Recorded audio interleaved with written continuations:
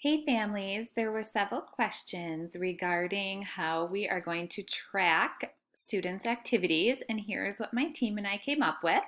We each have a distant learning tracker.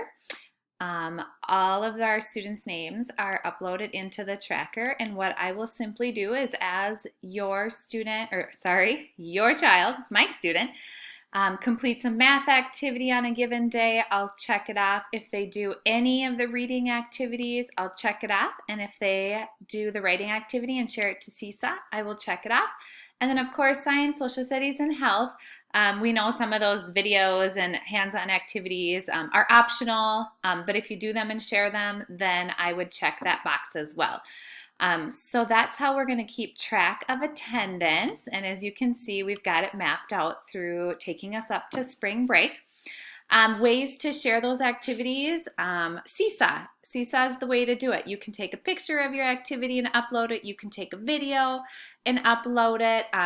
Even the Seesaw activities that I will be providing, when your child completes those, I will check that as well.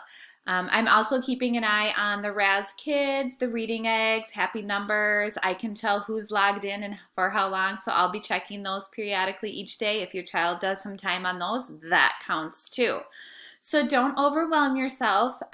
If you're cruising along and it's going well and your kids like the activities, keep doing it. If you need to scale it back a bit, focus on one activity each day and then build upon that.